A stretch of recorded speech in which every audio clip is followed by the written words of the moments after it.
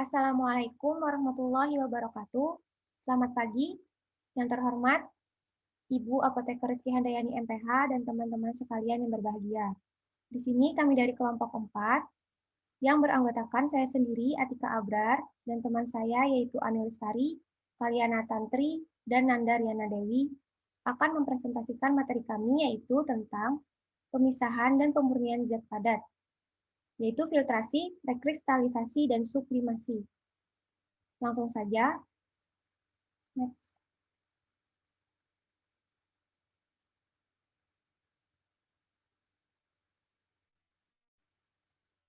Proses pelarutan zat padat. Jumlah terkecil pelarut yang digunakan dalam melarutkan sejumlah padat disebut larutan jenuh. Tidak banyak zat padat dapat larut dalam keadaan ini karena dalam keadaan kesetimbangan. Sedikit saja suhu didinginkan akan terjadi pengendapan. Sejumlah energi diperlukan untuk melarutkan zat padat, yaitu untuk memecahkan struktur kristalnya atau energi Kisi, sama dengan energi Kisi yang diambil dari pelarutnya. Next.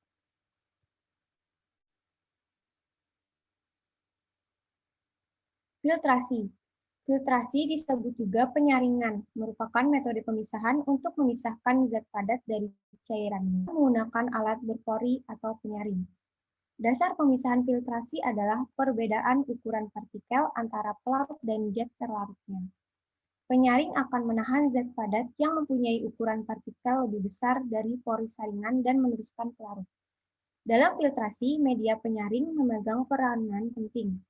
Media saring atau filter yang digunakan harus memenuhi syarat-syarat sebagai berikut.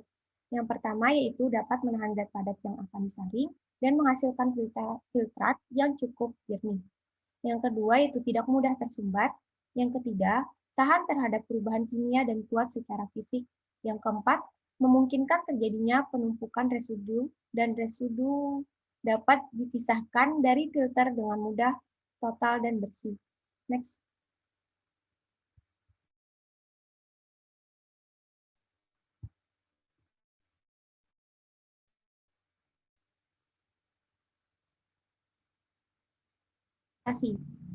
Kristalisasi merupakan salah satu proses pemurnian dan pengambilan hasil dalam bentuk padat. Dewasa ini, kristalisasi menjadi suatu proses industri yang sangat penting, karena semakin banyak hasil industri kimia yang dipasarkan dalam bentuk kristal semakin banyak diminati karena kemurniannya yang tinggi. Dengan bentuk yang menarik serta mudah dalam pengembangan dan transportasi. Dari segi kebutuhan energi, kristalisasi memerlukan energi lebih sedikit dibandingkan distilasi atau metode pemisahan yang lain. Kristalisasi dikategorikan sebagai salah satu proses pemisahan yang efisien. Pada umumnya, tujuan dari proses kristalisasi adalah untuk pemisahan dan pemurnian. Adapun sasaran dari proses kristalisasi adalah menghasilkan produk kristal yang mempunyai kualitas seperti yang diinginkan. Kualitas kristal antara lain dapat ditentukan dari 3 parameter, yaitu yang pertama, distribusi ukuran kristal. Yang kedua, kemurnian kristal. Yang ketiga, bentuk kristal. Selanjutnya, materi akan dibacakan oleh teman saya, yaitu Nanda Riana Dewi. Dipersilakan.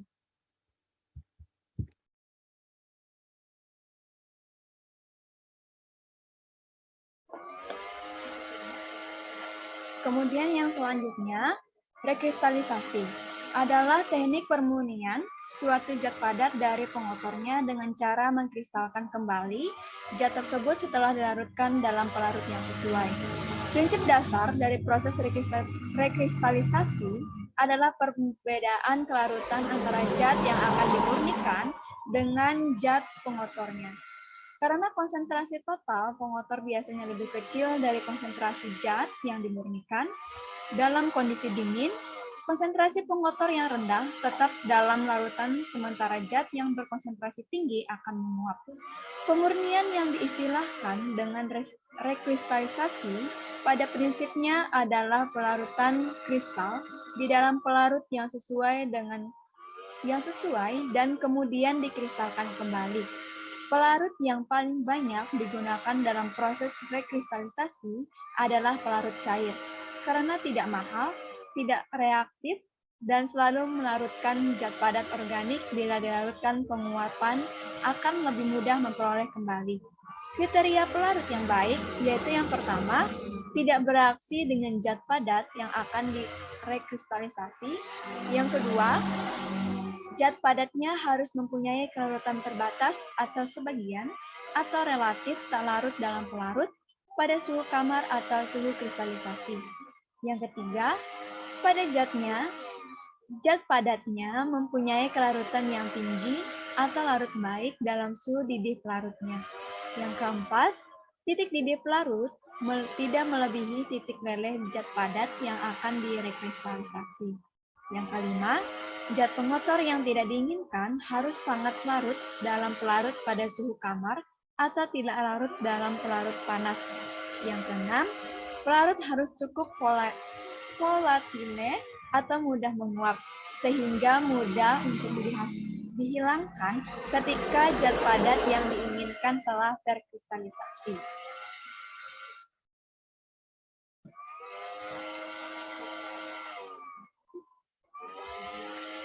Dan di sini, beginilah proses rekristalisasi yang terjadi.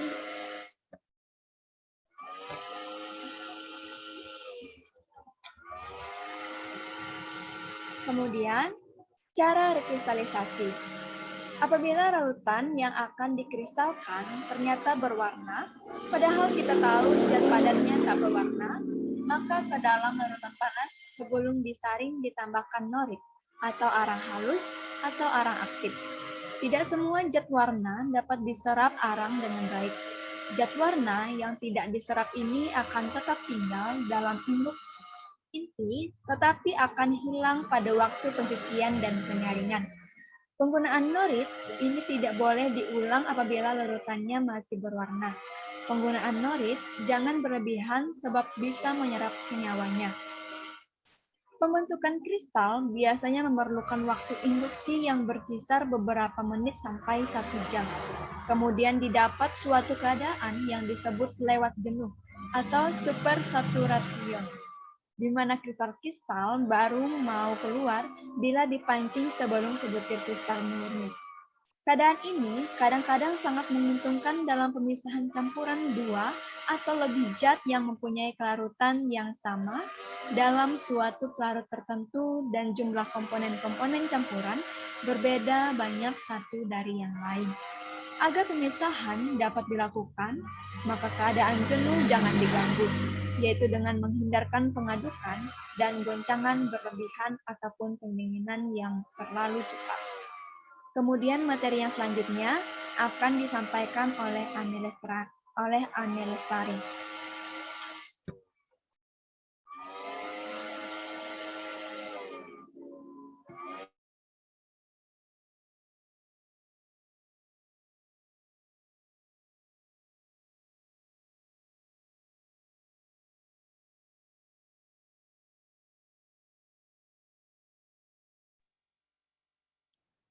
Titik lelah dan cara penentuannya.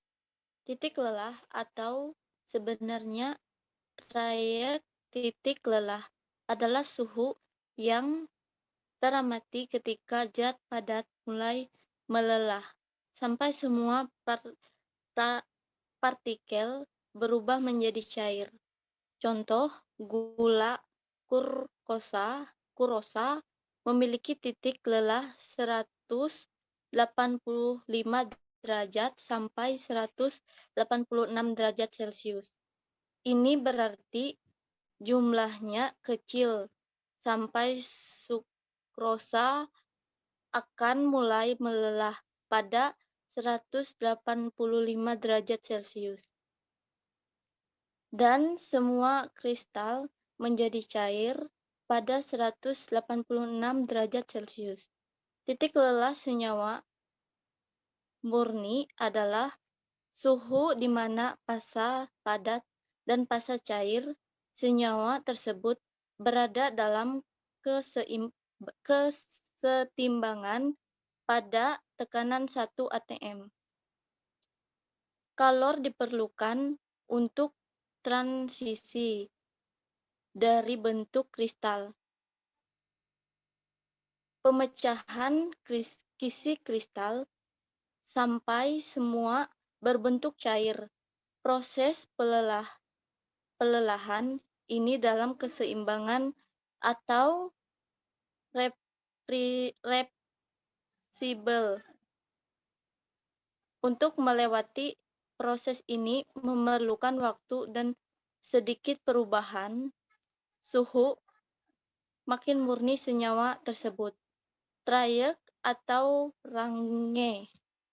Suhu lelahnya makin sempit, biasanya tidak lebih dari 1 derajat. Adanya zat asing di dalam suhu kisi atau mengganggu struktur kristal keseluruhannya dan akan memperlemah ikatan-ikatan di dalamnya. Akibat titik lelah senyawa tidak murni, ini akan lebih rendah dari senyawa murninya. Dan yang paling penting adalah trayek lelahnya yang makin lebar. Lanjut.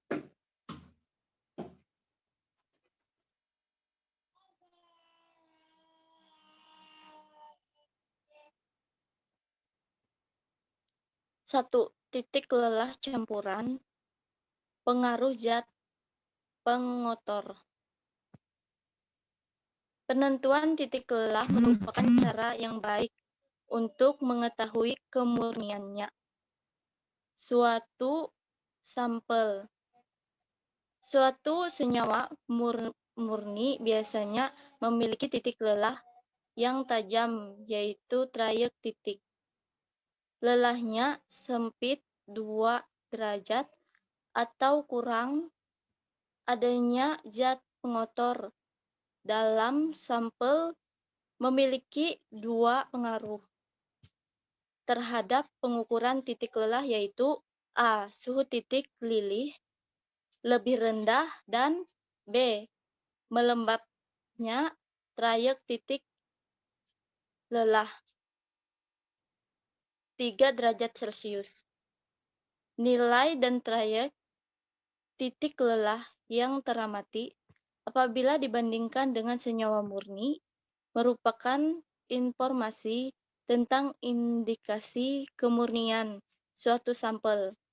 Jika suatu sampel mengandung campuran 2 senyawa atau lebih, setiap komponen dalam campuran akan menurunkan titik lelah komponen lainnya atau mengikuti hukum Raoult untuk campuran ideal,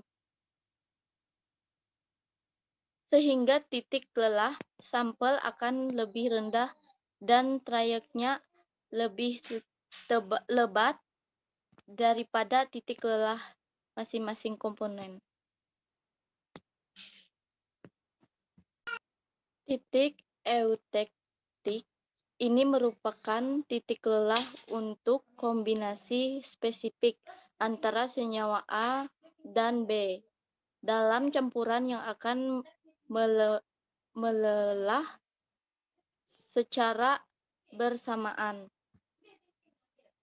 Komposisi pada titik eutektik ini tidak selalu terdiri dari campuran 50-50 antara 2 komponen. Karena komposisi ini bergantungan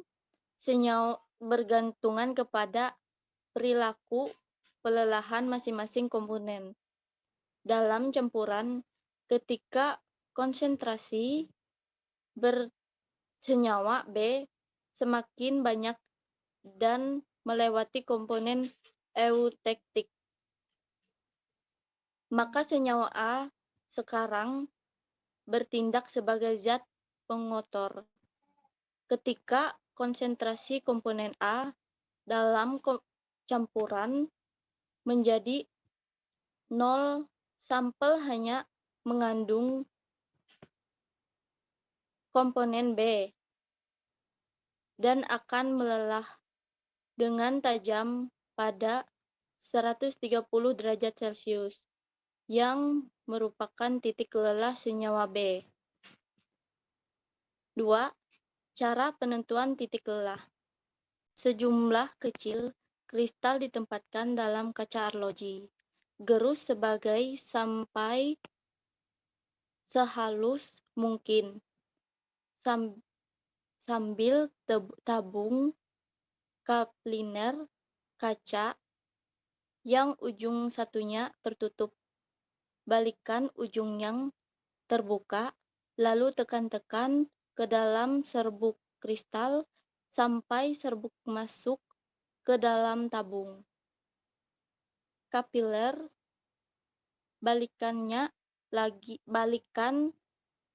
lagi tabung dan ketuk-ketuk sampai serbuk di kristal bisa turun ke dasar kapiler. Ulang pengambilan dengan cara di atas sampai serbuk yang ada di kapiler tingginya sekitar 0,5 cm. Pasang kapiler ini di tempat atau alat penentuan titik lelah, alat Delier atau melting block. Selanjutnya, pemaparan materi akan dilanjutkan oleh Kalyana Tantri.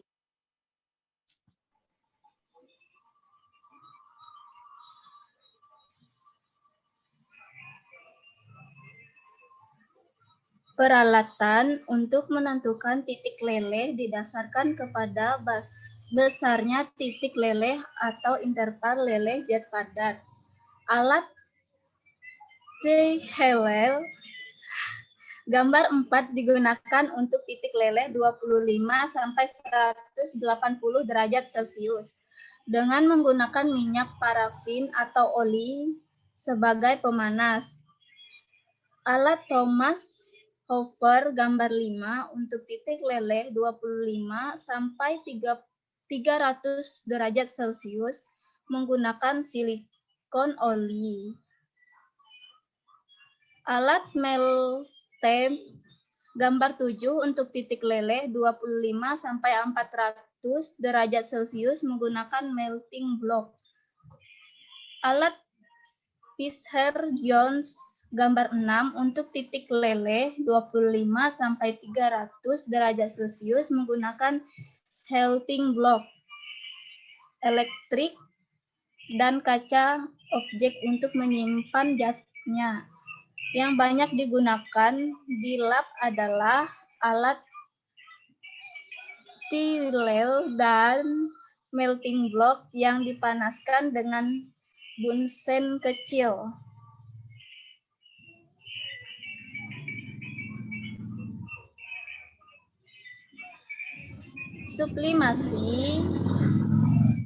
Sublimasi zat padat adalah analog dengan proses distilasi di mana zat padat berubah langsung menjadi gasnya tanpa melalui fasa cair kemudian terkondensasi menjadi padatan. Jadi sublimasi termasuk dalam cara pemisahan dan sekaligus pemurnian zat padat. Untuk bisa menyublim suatu zat padat harus mempunyai tekanan uap relatif tinggi pada suhu di bawah titik lelehnya.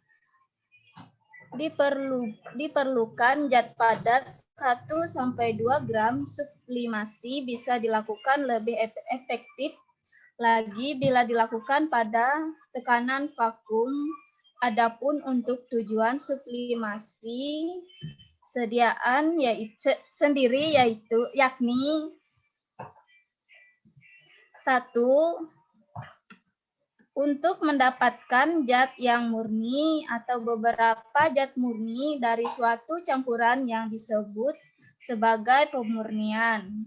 2. Untuk mengetahui keberadaan zat dalam suatu sampel analisa laboratorium.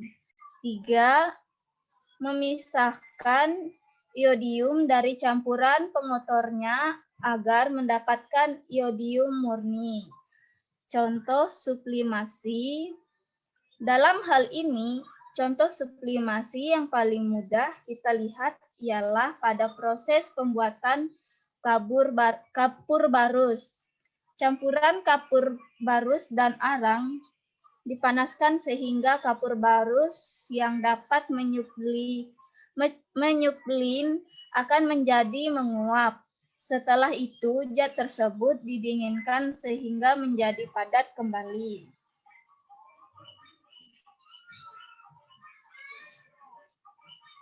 Berikut proses sublimasi bisa kita lihat.